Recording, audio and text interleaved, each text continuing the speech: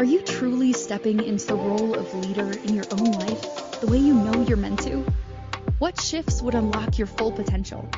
It's time to explore those answers with the host of Sacred Leadership, intuitive business coach Sherisse Alexander.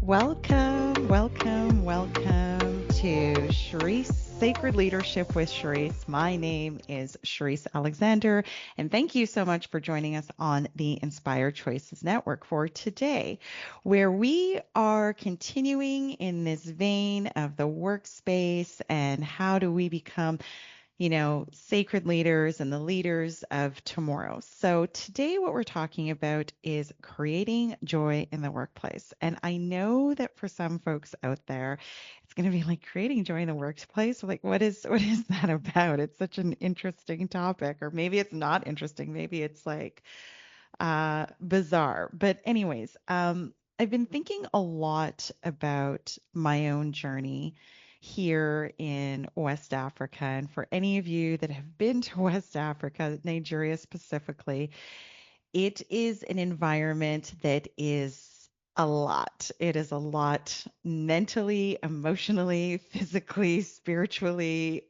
like your vision, your sight, your like all of it. It's just constantly overwhelming.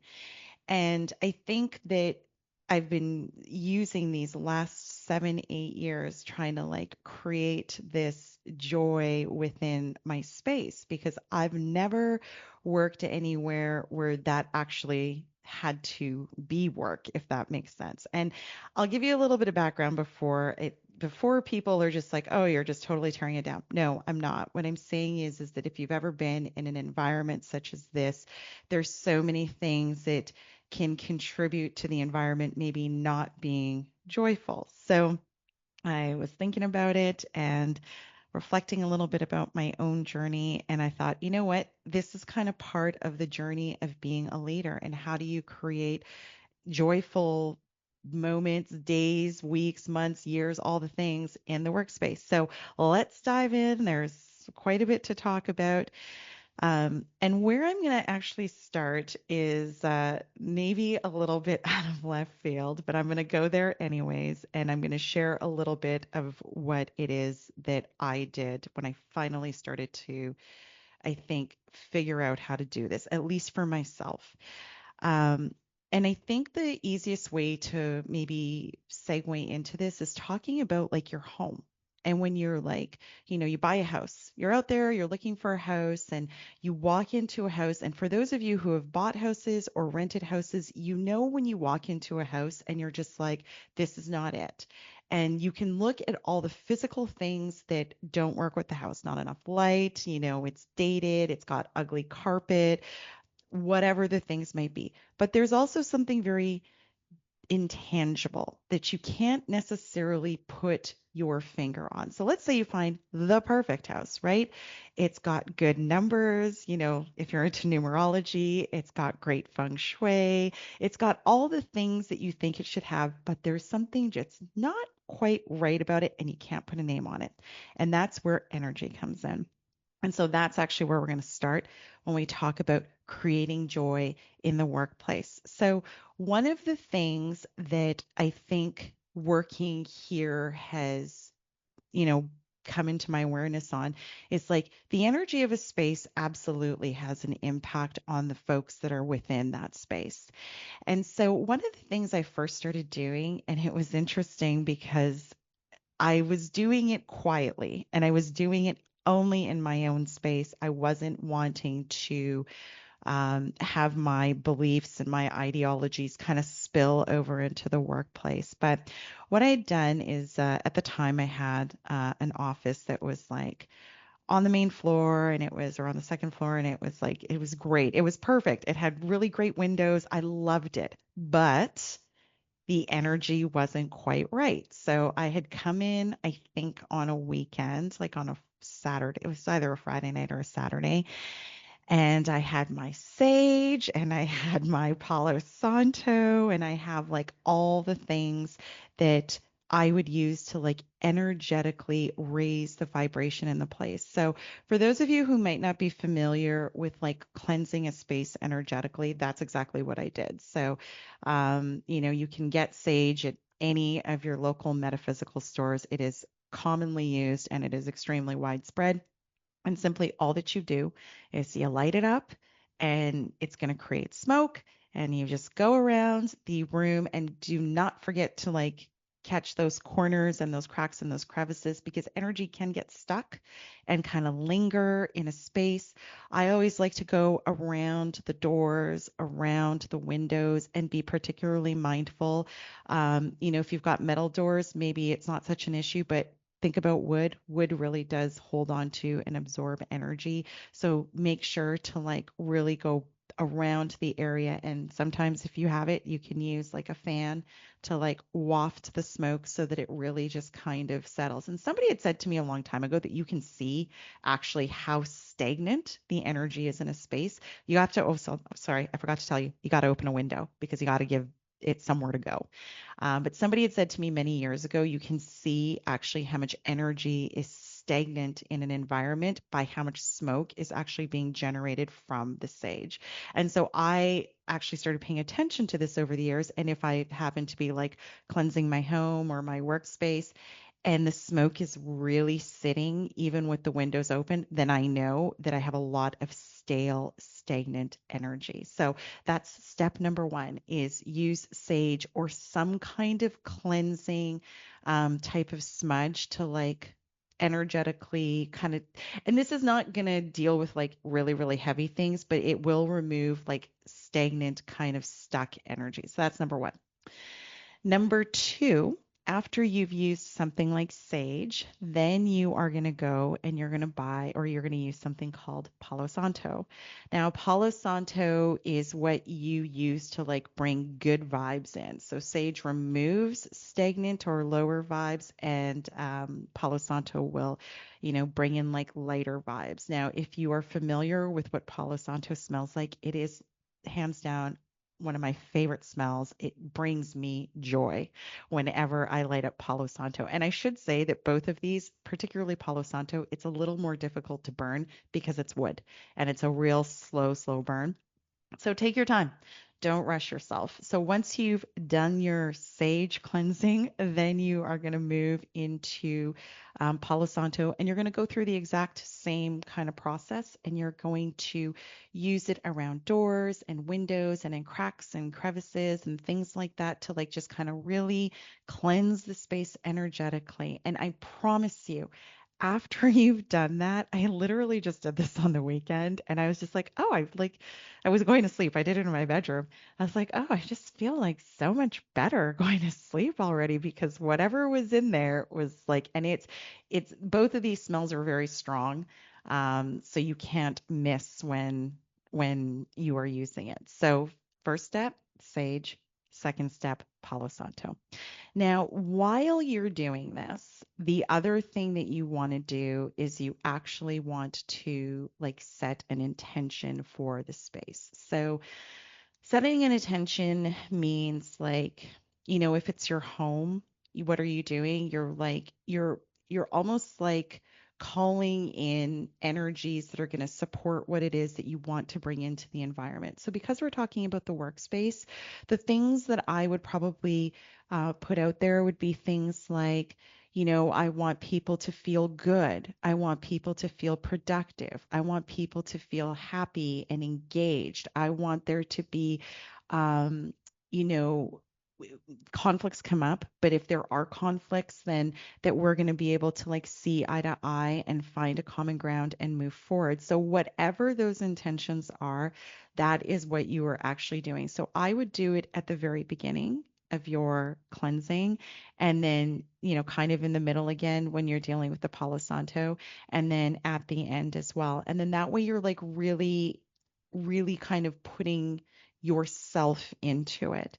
Now, the thing about intentions is like you can think about it like manifesting.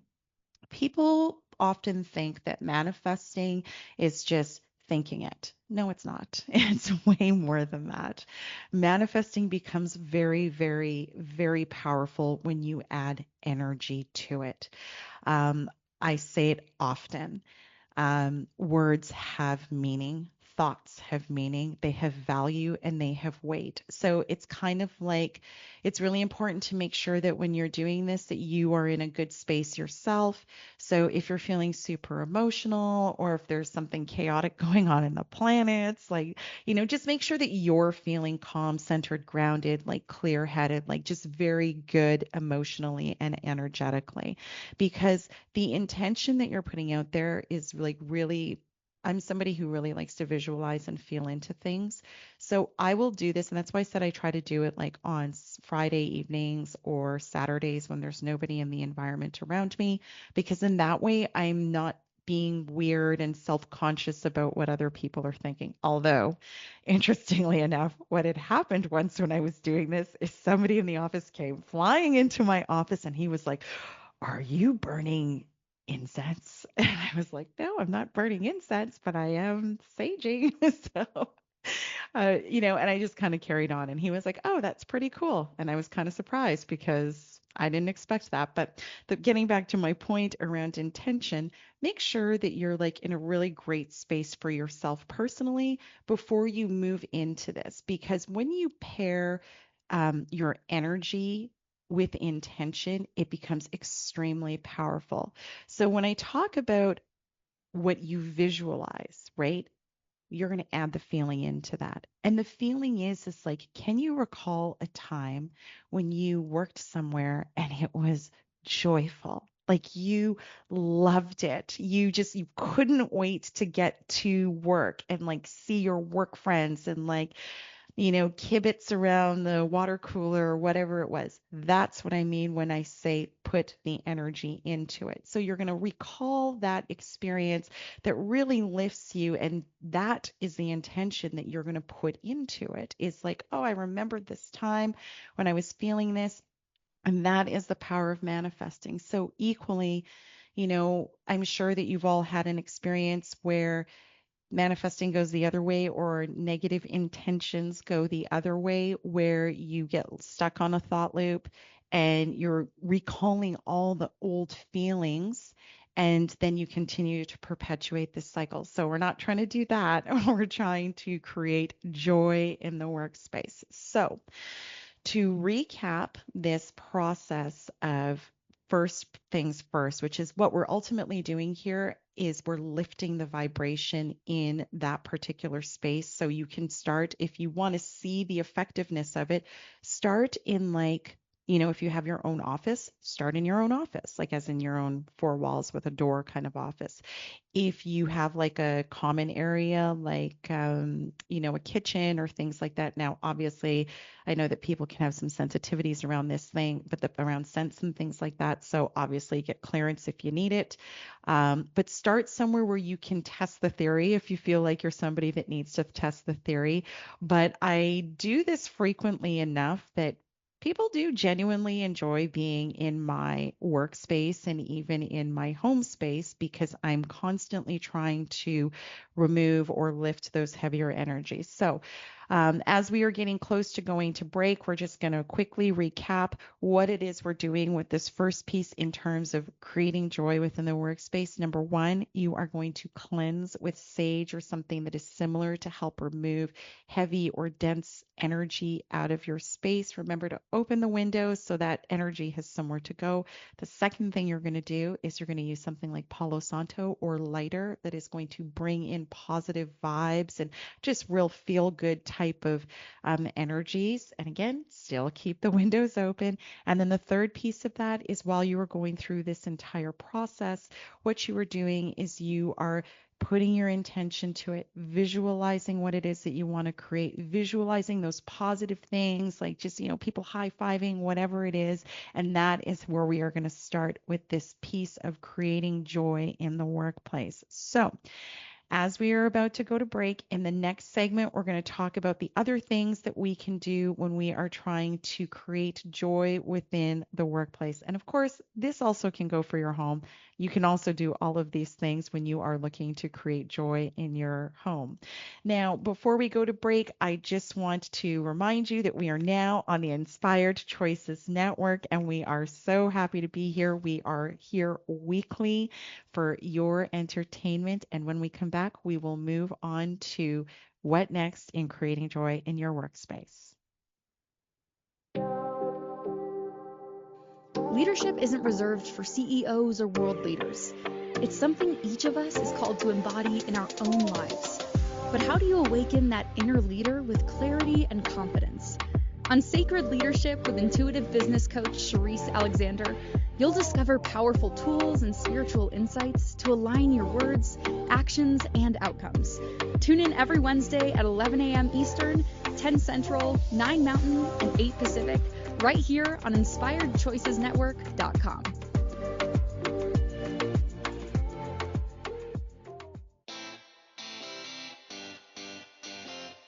Are you a subject matter expert? Are you here to share your expertise with an audience waiting to hear from you in only the way you can deliver? Are you ready to have your voice amplified across the airwaves? Inspired Choices Network has a global radio platform streaming to millions of people across the world. Professionally produced and supported by an accomplished team every step of the way, you can broadcast from anywhere in the world, knowing your voice matters, and we ensure it is delivered with ease and efficiency. Eager to hear your message, the world awaits. Contact us today to become an Inspired Choices Network radio host. Email become a host at inspiredchoicesnetwork.com. This is Sacred Leadership with Sherisse Alexander. To participate in the program, join the live studio audience in our chat room at inspiredchoicesnetwork.com. You can also send an email to Sherisse@pavitraleadership.com. Now back to the program. Welcome back, everyone. My name is Sherisse Alexander on Sacred Leadership with Sherisse on the Inspired Choices Network.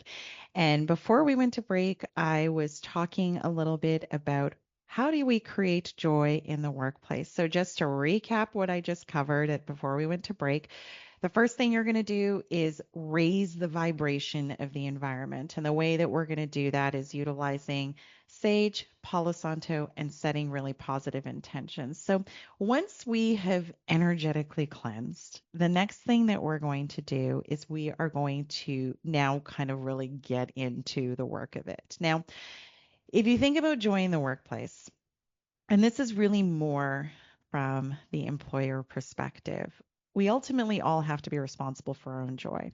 But as an employer or a leader, sometimes that means you have to kind of examine all the other things that are at play in the environment. So the question that I would pose here is like, okay, great. Now we've cleansed energetically or we've raised the vibration. Now what? And the reason why we kind of set the stage with like cleansing the energy is because you're what you're doing is you're lifting the vibration or lifting the energy within the workplace so that we can prepare, for lack of putting it a better way, the environment to support these other positive vibrations that are going on within people. That's ultimately what you're trying to do. And so it's like a staged or stepped type of process. So the first thing that I did when I was going through this process is I looked at myself first, because I'm a firm believer that when you are a leader of an organization, what you see is a direct reflection of yourself as a leader. So, and it's unfortunate, but if fortunate or unfortunate, I guess it depends on what side of the coin you're looking at. But if you are looking at your environment, the business that you're building, the organization that you're really trying to grow, and you're seeing that people are not engaged or you have high turnover or people are just not happy, they're just complaining, they're late, all these kinds of things to me are indication that people are just not happy. And it's real easy to point the finger outwards, but really what I chose to do for myself was just kind of like go inward first and really look at myself as a leader and how was I showing up, and then get real critical. And I don't mean critical in like the way where we beat up on ourselves, but get real critical in terms of being constructive with myself. And I would have conversations with people around me wanting to understand, like, because there's this effort that you can put into being a leader, but if it's not being received, then there's obviously a disconnect. And the only way to really find that out is if people are giving you that feedback. So I think I've already said on this show, and you'll probably continue to hear me say it a lot, I have a policy where I will say to people, hold me accountable. I am not just saying that. I'm really imploring you, because I think that I'm doing an amazing job, and I think that people are hearing me and they're feeling me and all this other kind of stuff. But the reality is like there can be a disconnect. And today, truth be told, is a beautiful example of that.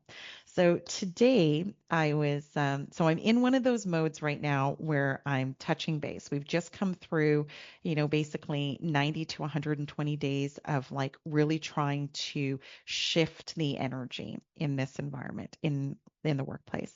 And so I decided to have a very impromptu chat session with one of the folks that works with me. And so I just said to her, I'm like, you know, and I really tried to make it very comfortable for her. And I just said, I'm really interested in getting feedback for how I'm showing up as a leader. And, I'm trying to be all of these things. And when I say be, what I mean is I'm trying to really lead by example, but I just want to make sure that it's landing. So can you give me honest feedback? And she gave it to me.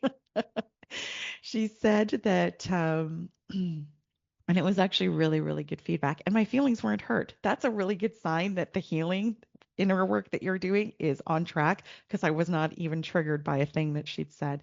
But what she'd said is that she felt, or some of the feedback was that I was not particularly interested in all parts of the business, and that she felt that that there was some favoritism that was going on. And I think that was it. Those were the two things. And so I reflected on that and I was like, okay, am I playing favorites? And so I spoke to her concerns. And the truth of the matter is like I could see how people would think that. I'm not playing favorites. And I'm sure that you can all appreciate that when you naturally have like a really good vibe with someone, it can look like that because you're really, really vibing with that person. But the point I'm getting at is that, you know, could I understand where this person was coming from? Absolutely. Was there truth in it? No, there wasn't. I don't have favorites. I can understand the perspective that folks were coming from, which in terms of like me maybe vibing more with people. But the reality is that when you have a hierarchical organization, you are going to interact with some people or departments more than you are others. So I could appreciate it, and I will certainly be more mindful of it to, at least let these folks know in a way that, like, I am interested in what you're doing, but I'm also trying to respect and honor the boundaries of my colleagues and my counterparts and their departments, which is office politics. So, there's a very real thing there. I can't go stepping on everybody else's toes, to make other people feel great, because I still have to manage, the relationships with my colleagues. So my point is that the first thing that we do when we are trying to, raise the vibration and address joy in the workplace is we do have to look within ourselves. And so ultimately what I'm asking you or inviting you to do is, are there things that you can do for yourself as a leader in order to bring more joy into your experience? And one of the things that I found really, really helpful in this process as well was like doing like kind of highlighting my blind spots. So feedback from your staff is one, that's great. Feedback from your colleagues is also another really great way that you can kind of gauge what's going on. And then there's a couple of other tools. There's one in particular that I really used this year, and it was really great because it highlighted a blind spot I didn't even know that I had, which was I'd have to find it, and I'll try and get the information, but it's this test that you do that highlights what your saboteurs are. And you're probably wondering, like, why are you talking about all of these maybe kind of very logical and methodical things to like get to the root of joy? But the way that I went through this was like, I think I have to address the things that don't bring me joy so I can learn how to get to joy.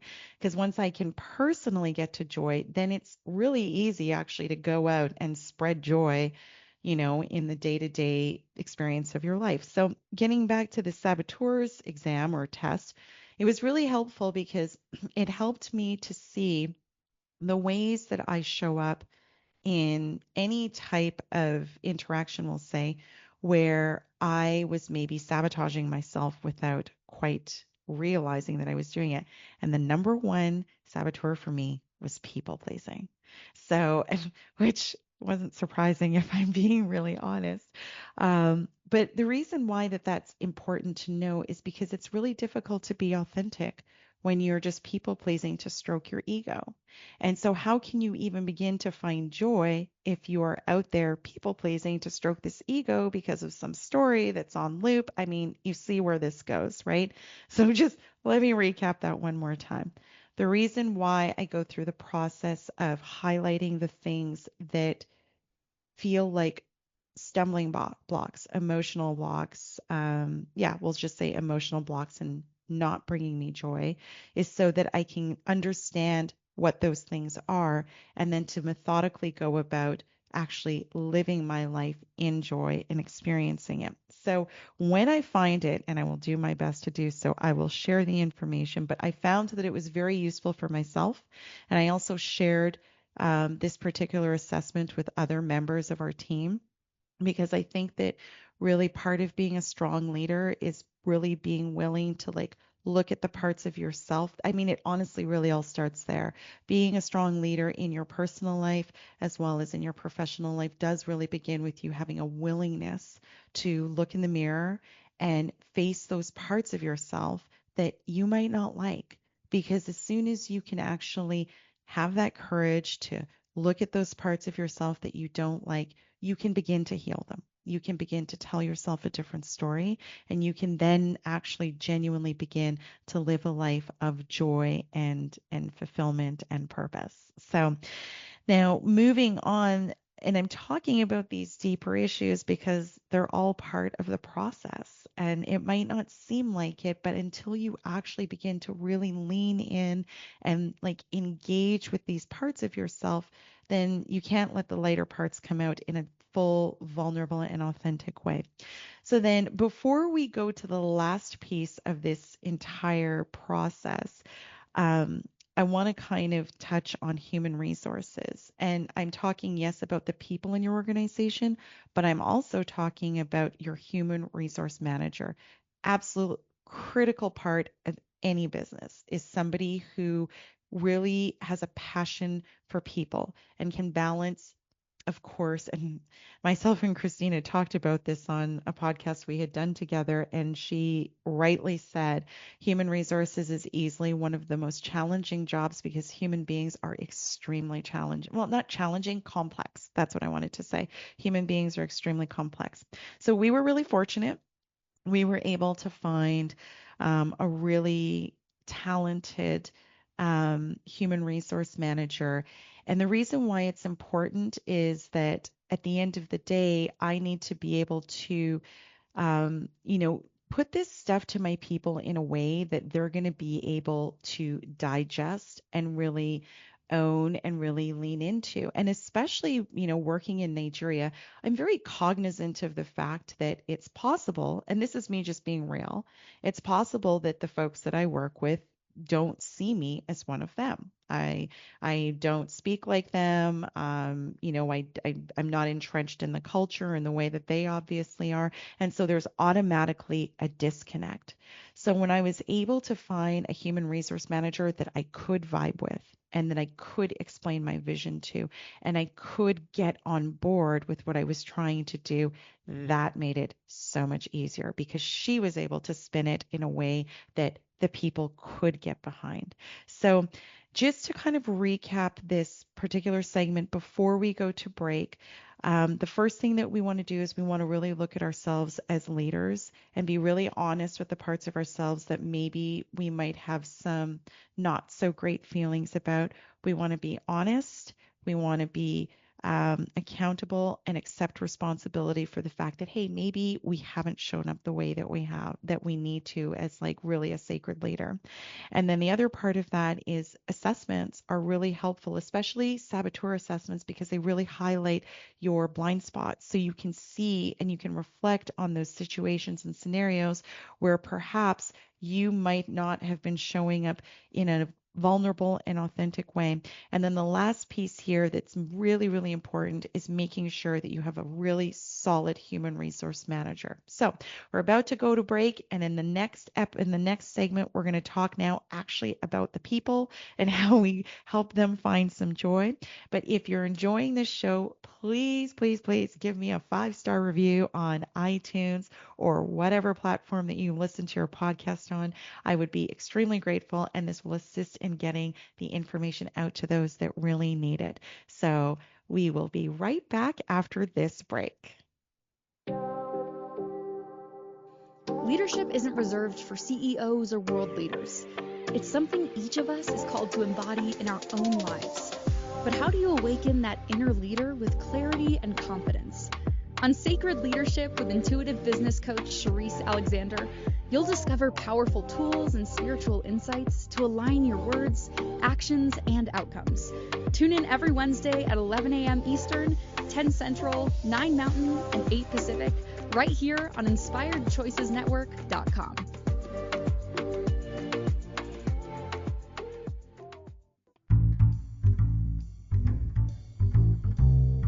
How wonderful would it be to carry your favorite Inspired Choices Network host with you throughout your day? Well, now you can. Inspired Choices Network now has its very own mobile app. Our free app offers live streaming shows, along with thousands of podcasts and TV episodes. Our shows cover a wide variety of topics. Whether you're waking up with us, carrying us through the day, and taking us to bed with you, we're always here for you to enjoy. We're easy to find. Just search for Inspired Choices Network in the Apple App Store or Google Play Store. This is Sacred Leadership with Sherisse Alexander. To participate in the program, join the live studio audience in our chat room at InspiredChoicesNetwork.com. You can also send an email to Sherisse@pavitraleadership.com. Now back to the program.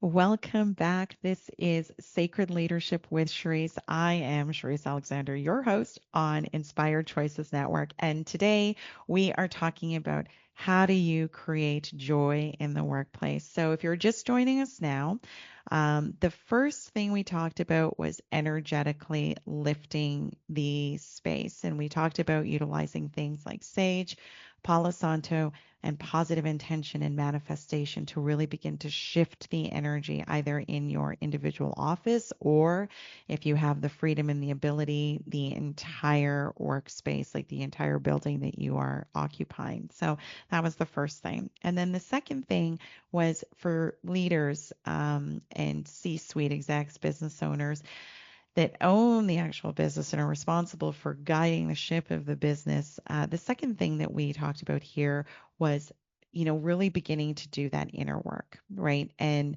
it seems like it's counterintuitive because you might think you might go the other way, but really what you're trying to do is, again, you're trying to create the container that can already hold that positive energy and joy and so on and so forth. And once you do that, then it'll be hopefully a smoother transition. So the second thing for the leader in you is to start to look at yourself and be courageous enough to face the parts of yourself that you might not be really proud of. And there's multitudes of ways that you can do that. But my personal favorite, of course, is self-inquiry. I inquire on myself all day, every day. The other thing that I really like to do and I encourage as a leader, and I welcome it genuinely, is, soliciting feedback and creating a safe space for people to be very honest with some of your blind spots. And that feedback can come from either your staff or your counterparts and your colleagues. The third thing that you can do with that in terms of like facing those pieces of yourself that maybe need a little bit of work is doing a saboteur assessment. I had done this and it was really, really quite informative because there's like, I think about nine or 11 saboteurs that show up. And my number one was people pleasing. And once you can do that, then you can actually start to witness where the people pleaser or the avoider or, the perfectionist is showing up in your world and ultimately robbing you of joy. You might not be able to see it now, but I'm sure if you sat back and really reflected on it, you'd be able to really wrap your head around where I'm going with this. And maybe we'll pick that up in a separate show. So here's the final piece of this puzzle is the people. And how do we create joy in the workplace? So once you've lifted the energy and you've started working on yourself and healing your own wounds, then we can start to look at the people because now you're in a better space, right? So now you will relate to your people in a very different way. Instead of feeling defensive, because you might not like what you're hearing or what they're saying or how they're showing up, you can witness it through a very different lens and begin to guide and coach them on, these things that, will help them as well find joy in the workspace. So this stuff is all very practical. Um, so the first thing that we started doing was creating opportunities to relate with our people and in fun ways, right? So this is genuinely where the joy actually begins to come in. Like we wanted them to begin to actually have fun and not just have it all be so humdrum and monotonous and, so on and so forth. So we would do things where people, like most people, tend to be pretty competitive in this workspace.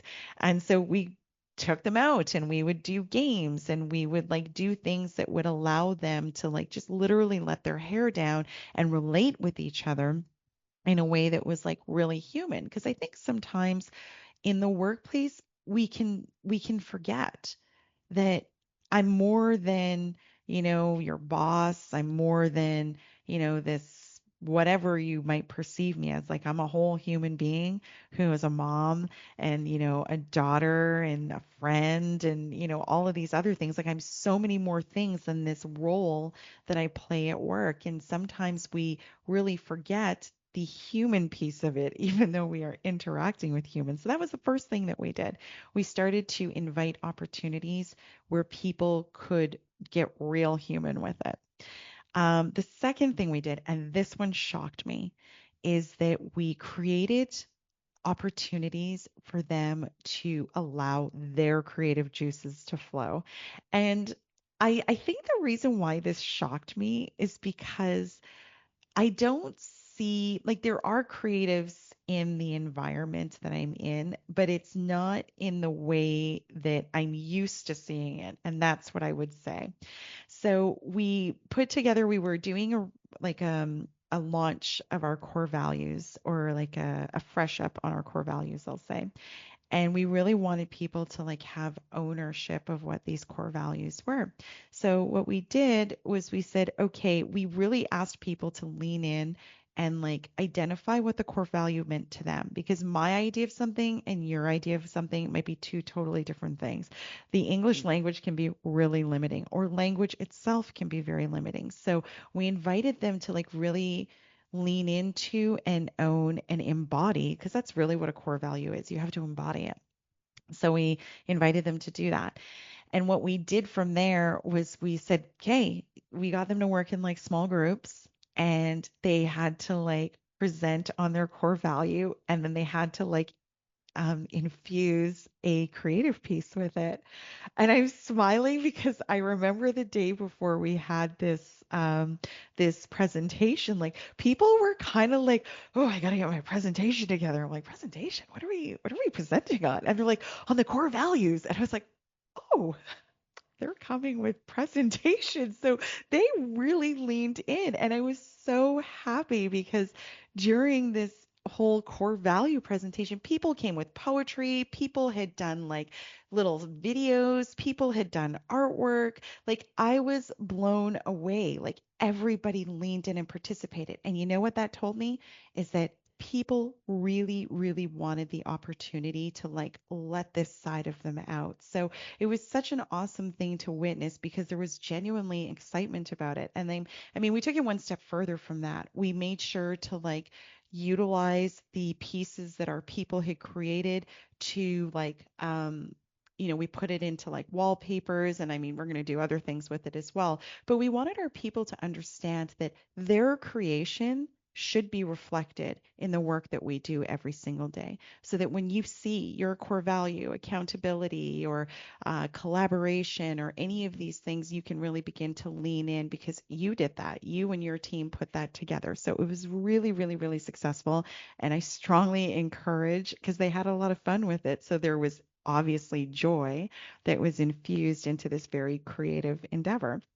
Um, the next thing that we do is we have town halls. Now, town halls are, probably pretty par for the course in most organizations. But what we started doing with the town halls is I kind of asked the HR manager to set the tone.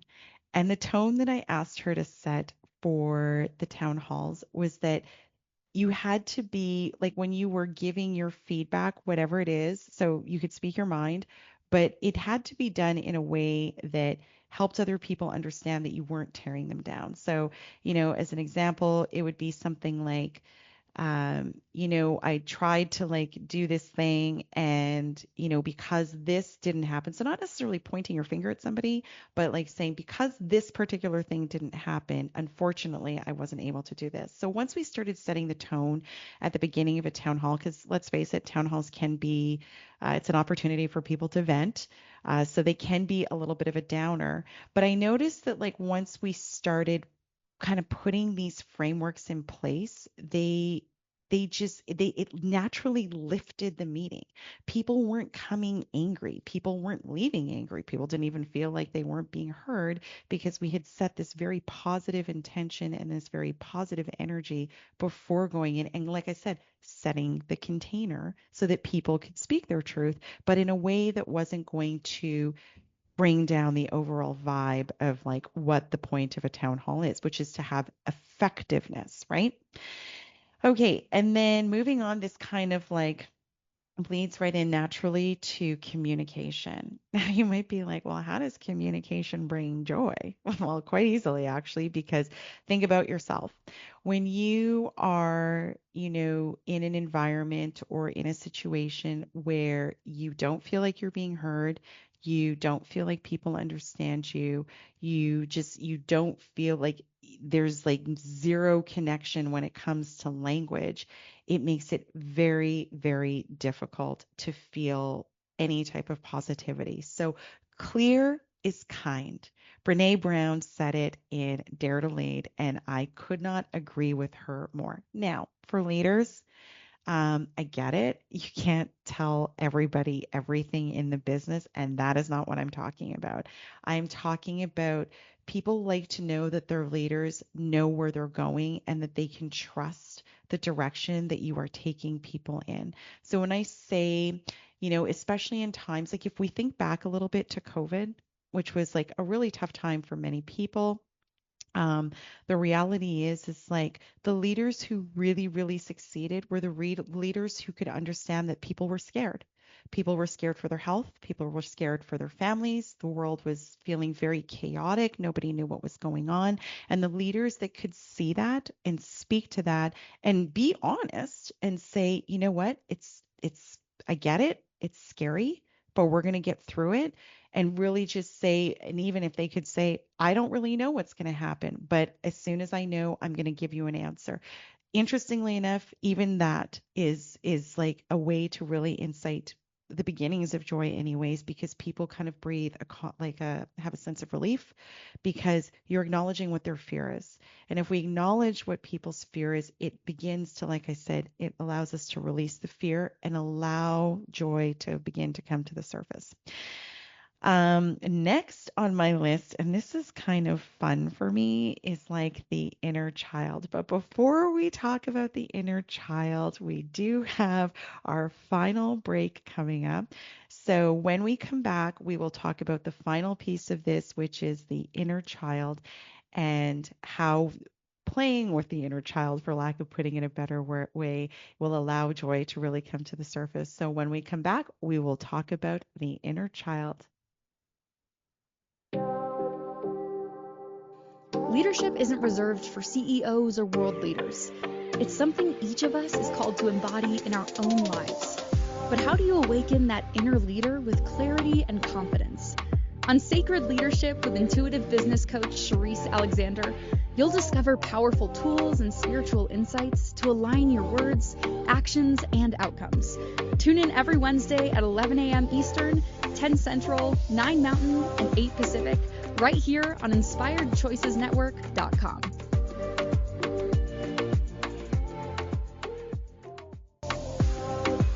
This is Sacred Leadership with Sherisse Alexander. To participate in the program, join the live studio audience in our chat room at InspiredChoicesNetwork.com. You can also send an email to Sherisse@pavitraleadership.com. Now back to the program.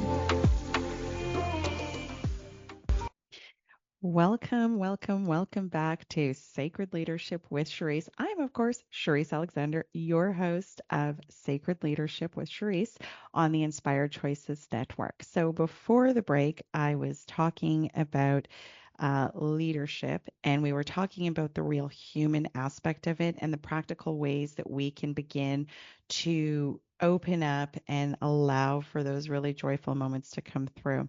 And so just to kind of recap what we were talking about before the break, number one is you need as a leader to create opportunities to relate with your people and humanize yourself, right? Which can sometimes be difficult as owners and bosses and C-suite when there's like so many responsibilities. Like, how do you relate with your people? Well, it's quite simple. Just relate with them. So create the opportunity. And the example that I gave is we had taken our team to like a gaming center and just they played games and got competitive and they had a great time and it was fantastic.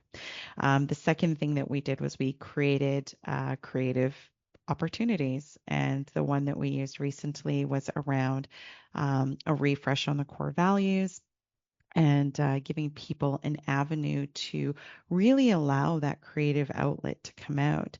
And I'm going to pause on the creative piece for a second because this is like really so paramount when it comes to creating joy. And I recently had a colleague on the podcast, and this is exactly something we were talking about because, we talk about going to work and doing our job and being productive and so on and so forth. But let's face it, a lot of people work in an environment or might be in a job where they don't have joy and they don't have passion for it. And so I was talking to them one day and one of the ladies said to another lady, she's like, well, you like fashion. And she's like, yeah. And she's like, so why don't you do like TikToks on, the fashionable outfit that you're wearing for the day? Like you're young and you're fashionable and you're a professional. So like, why not do this thing? And it turned into a whole thing. And like I'm not kidding you. It like totally changed how she shows up. She's not so angry. She doesn't seem so disengaged. Like it's fun. She enjoys it. She loops other people into it. And now it's like even gone beyond that. Now it's like they do things with the CEO, like, doing their TikTok challenge thing. Sorry, did not do TikTok. So I just don't know anything about it. But the point I'm getting at is like it gave them a way to, number one, connect in a way where we can humanize each other. Number two, it gave her a creative outlet. Number three, she was absolutely passionate about fashion. Number four, she's having fun. And so what happens? She's engaged. And that's what we wanted. So just by pointing her in the direction of doing something that she was passionate about and could be creative about, leaders, please do not underestimate the power of creativity. It can unlock a world of juiciness in your team. So that's what I wanted to see about creativity. We'll come back to that momentarily. Um, we were moving on to town halls. So again, setting the intention, just setting a safe container, and started off as the leader or the HR person, started off in a very positive way. Yes, let people speak, but let it be productive and positive. Communication, as I said, Brene Brown said it best. Clear is kind, and that what she was referring to is clear communication is kind. And then right before the break, I was talking about the inner child. So this is where the joy really comes about, because when we let our inner child come out to play, that's where the magic happens. And I think something to be mindful of here is, like, I don't know about you guys, but like sometimes when I sit and just kind of think about the past and when I was a kid, and somebody had asked me one day, they're like, what was your favorite memory from being a kid? And hands down, 3 seconds, I could like say it. And it was like, t- I'm going to take you guys back in time, but it was like back in the 80s. And it was like you'd wake up, it's a July summer day, the sky is blue, there's not a cloud in the sky, the sun is beating down on you, all your friends come knocking on your door, they want you to grab your bike, so there's no cell phones, there's no walkie-talkies, it's literally bye mom, and you're gone for the entire day. And it was freedom, but it was fun. And that is really where your inner child's got to come out and play. And that is the feeling that I'm talking about. So I'm not saying start your workday by going to jump on a bicycle with your friends and, freewheel it around the neighborhood. That's not what I'm saying. I'm saying that feeling is the inner child that you are after. So how can you do that on a daily basis? So the example that I actually just gave was around the young lady in our workplace who maybe was not feeling as engaged. And as soon as we were able to like tap into what made her really, really excited, we got to see a very different side of her. So the point I'm trying to get at is, like, play with different things and you will begin to see this totally different side of your people where they are engaged because they're relating with you, on a very human level, where they will feel like, oh, you're getting to see a very different side of them. And I promise you, there was another thing that we had done. I just remembered, we had a culture day. They loved this. So in Nigeria, there's like many different tribes, but we had a day where people could like wear different native attire from their particular tribe and bring like a potluck and things like that. And I remember the feedback from that was like it was really quite positive because people felt like they got an opportunity to show a side of them that you wouldn't normally get to see because they're so entrenched in like getting the work done. So really all that I'm talking about here is about thinking outside of the box. And I get it, business owners, I totally understand it. You're thinking about your shareholders and your clients and your stakeholders and compliance and legal and your staff, and the list goes on when you are running a business. But let's not forget, people run your business. And the magic sauce is when you can figure out how to really relate with your people and unlock the joy inside of them. So all of the things that I'm talking about, you can take it, you can leave it, you can, tweak it, you can take different parts of it. But just to recap, kind of what this entire episode was about. So the first thing that we talked about at the very beginning was about raising the energetic or clearing the energetic space. And the energetic space was about, saging and Palo Santo and setting a positive intention. That was the first thing. The second thing that we talked about was really looking at yourself as a leader and really identifying those parts of yourself that maybe needed healing, that were maybe being actually reflected back to you in the business that you're running and the way that your people are showing up. And then the third thing that we talked about was now really providing opportunities for people to discover the inner child and to be creative and to really have these relatable, very human moments. And when you put all of this together, this is where the magic really starts to happen. But there's a couple of things that I want to just make sure that you're really mindful of when you start on this journey. The first thing I want you to remember is that it does take time. It's not an overnight process. There's going to be forward movement. There's going to be people that don't understand what you're doing, don't even understand why you're doing it. But what I want to say to you is stay strong and hold the course. That's going to be the first thing. It will take time. The second thing is it's a process.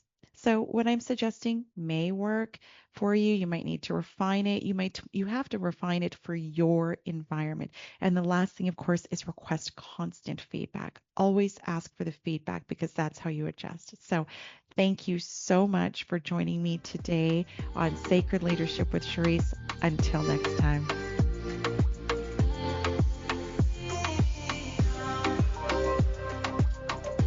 Thank you for listening to the Sacred Leadership Show. Sherisse returns Wednesday at 11 a.m. Eastern, 10 Central, 9 Mountain, and 8 Pacific on the InspiredChoicesNetwork.com. Until then, continue taking small steps today to be a leader in your life for the collective.